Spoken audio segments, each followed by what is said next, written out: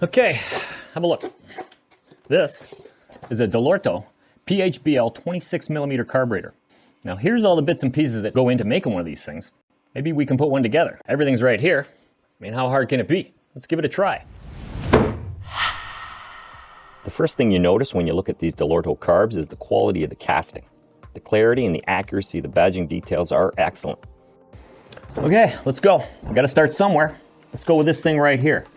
This is called an atomizer. Now if you take a really close look at this thing, it's got a bunch of holes in it and it's got a number. Now I'm gonna act like I can actually see this, 270. That refers to 2.7 millimeters across. So the diameter is 2.7 millimeters. All we gotta do is jam this thing into the center of the body of this carb, slide it in, and then tighten it up. Nothing to it. Now you don't have to come onto it like a buck-toothed billy goat, just make it tight, that's it. Okay, next, let's go right here. This is the idle jet. And if you take a close look, you'll see the number 38 right there. And all that means is it's 0.38 millimeters across for the jet size. It's an easy install, just fits on the carb body right there. Just screw it in, just like that, done. Next, let's go here. This is the choke jet. As you can see, there's two parts, an O-ring and this long brass tube. And if you take a look at the tube itself, there's a number stamped onto it. And again, I'm gonna act like I can actually see this, but it says 60, and that refers to the size of the jet. That's 0.6 millimeters across. It also has a groove cut in the top, and that's for the O-ring. So we can just slip that O-ring on like this. And then take the carb body, just jam it right into that hole there, spin it in, tighten it up. Good. Next, this is the float needle setup right here. It's made up of these three components. You got a fiber washer, you got the float needle housing, and you got the float needle itself. And on the housing, it's got a number like everything else seems to have, and that's 200. That's referring again to the size of the opening in here, and that's 2.0 millimeters. Now the little float needle is kind of interesting. It's got a little rubber tip, and it's got a little damper on the back, a spring-loaded damper right here. Now, easy enough to install. Just find this hole here on the carb body, grab the fiber washer, and drop it in, just like that. Then you take the needle housing, screw that in. You can snug it down with a 9mm socket. Again, don't come onto this thing like a ham-fisted gorilla. You're not jamming it home. And then just drop in the needle valve, just like that. Now all we got to do is find the pivot arm and the pivot arm axle. These components right here. Okay, be gentle with that float pivot arm. It's pretty flimsy, and its pre-bent angles are important to maintain. Just place it like this and then stuff the axle through the hanger posts. Notice the axle has a knurled end and it doesn't fully bury into that left post. I use needle nose pliers to snug it into place. Now if you got it right, it'll look like this. Make sure the float arm position is correct. It should be parallel with the carburetor body face. It'll measure about 24 millimeters if you got it right. Okay, next up, these bits right here. We got a float bowl. There's an O-ring that sits inside a groove on the upper lip of that float bowl. Makes a nice tight seal on the carb body so you don't have fuel pouring out everywhere. And then you got these two floats, and they sit on pins inside the float bowl. All right, that worked well. There's the float bowl, there's the floats. But before we start jamming these floats into the float bowl, there's a couple things we might want to take a look at. If you take a look at the bottom here, there's a couple numbers. Can you imagine? Numbers. I think one is the part number, but there's another number and letters, GR 3.6. Now that refers to the weight of these things. So 3.6 grams. Now that's important because you want them, first of all, to weigh the same because they're in here floating around and acting against this float arm. And if one was heavier than the other, it wouldn't work too good. And that can happen if they get cracked and fill up with gasoline and you might not notice, or they just hang weird or something's off.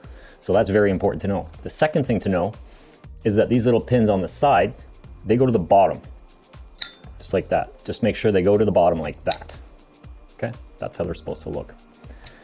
Now all we have to do is fit in the O-ring. So we just grab that, it's pretty easy to do. There's a groove on top and just press it in. Now this one is pretty stiff. Son of a bitch! What the f***?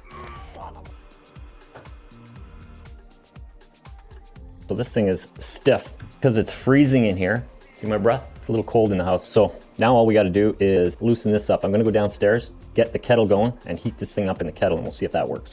Okay. Okay. I've warmed up the gasket or the O-ring in some hot water.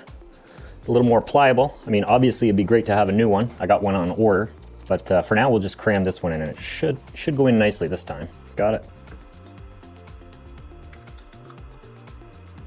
Oh yeah, baby, just like that. Now the only thing holding this bowl to the actual carb body is the main jet and the float bowl bolt. That's these guys right here. Okay, now we found these bits, we should be good to go. All we gotta do is take the float bowl bolt and jam in this main jet. So we can just screw that into the bolt. Now that's a 14mm head.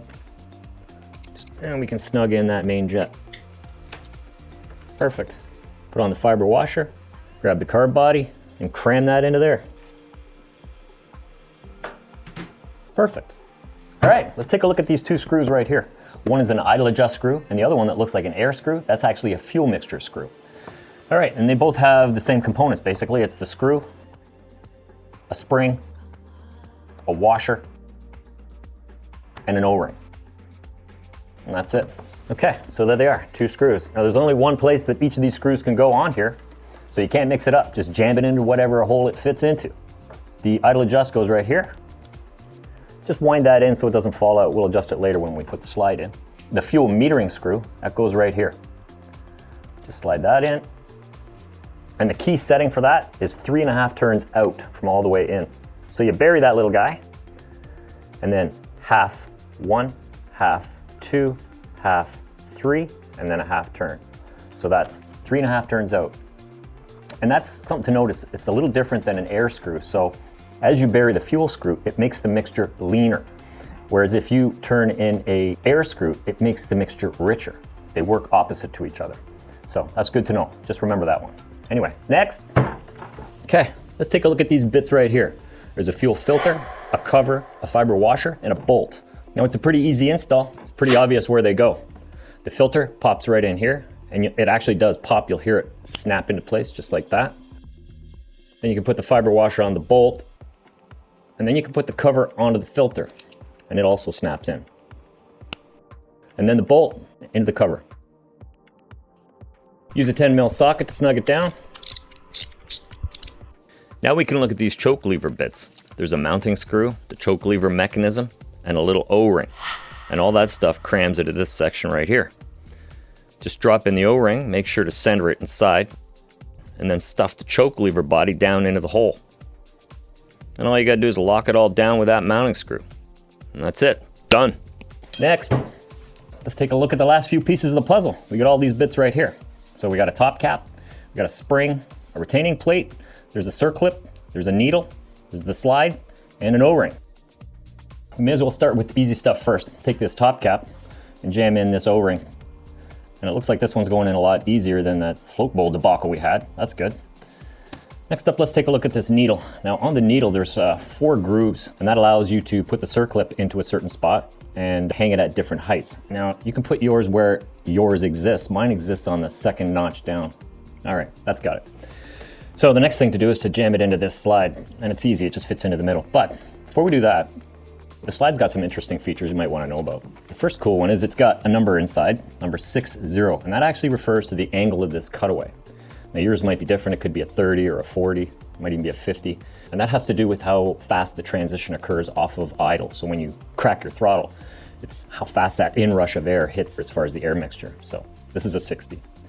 Another thing you might want to know is this groove here has to align with this notch right here inside of the body of the carb. And that slot aligns with that nub. So you can't, this can only go in one way. You'll fit that notch and it rotates until you get it, and then it goes in. And then at the bottom of that notch, you'll see a ramp, and that ramp aligns with the idle adjust screw right here.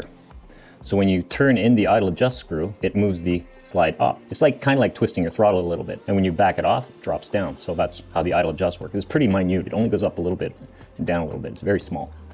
All right, so let's go ahead. We just drop that needle in. Then the retaining plate. This retaining plate has a tab on it, and that tab aligns with this hole right in here. So when you put your cable in, once you mount it to the bike and put the cable in, you put the cable through this, and this retaining plate will lock that cable into place and hold down the needle from coming up, because the spring tension on here with that notch kind of locking in that needle, it ain't going anywhere. Once you put this in, you can line that up, throw in the spring. Now there's a flat side to this spring. There's a flat side, you can see it's flat here, but it's got a little hooky bit here.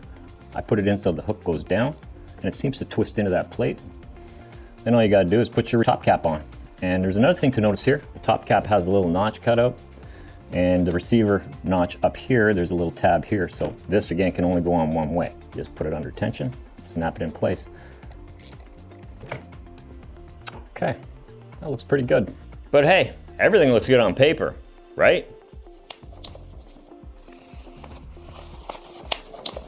But some of us live in the real world. So I'm gonna go out and try and jam this thing back onto the bike, maybe go for a ride. But before I do that, it might be a good idea to take a look at the front forks on that same bike. Now, if you want to see what it takes to put a new set of seals in these things, just check out this video right here. All right, I got stuff to do. See ya.